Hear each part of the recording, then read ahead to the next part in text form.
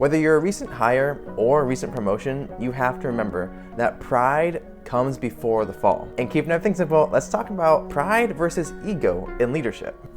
Now, first, it's good to take pride in what you do. For a lot of us, we tend to draw a strong correlation with who we are and what we do, especially as we get further along in our careers. But this can become a problem when ego takes over in place of pride. Now, in this context, I'm referring to ego as not only the sense of self, but also just the excessive or unhealthy amounts of pride. And that leads us into, you should never let ego make your decisions. Now, for leaders, this is especially important because you have to remain impartial in a variety of circumstances or whenever a situation or problem arises that you need help with. Having too much ego, having too much unhealthy pride can prevent you from making the best decisions for the team and for the company. It's kind of like Ego, the living planet from Guardians of the Galaxy 2, where his whole goal was to remake the galaxy for very selfish reasons, so he made decisions based off of that, and as such, Peter got impaled.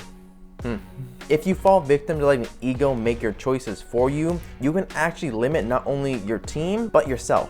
And I say this because as leaders develop and as we grow and understand, we do the actual direct work a lot less, and we design the work for our teams to do and to be successful with. But if you let ego run your decisions or run your actions, then there's a higher probability that you will end up choosing to continue to do the work, likely because you believe that no one else can do it as good as you. And as a result, this stunts your team's growth because you don't provide them with the opportunities to do more. Instead, you have tunnel vision where you are looking for only opportunities for yourself to, again, stoke your ego. And beyond that, it can prevent you from actually fully embracing and developing as a leader because you're too focused on the wrong things. So comment level up down below in the comments if you made it this far in the video, because workers and leaders always must continue to level up. So it's important that you do take pride in what you do, because taking pride and being happy with what we do leads us to going above and beyond or doing more than expected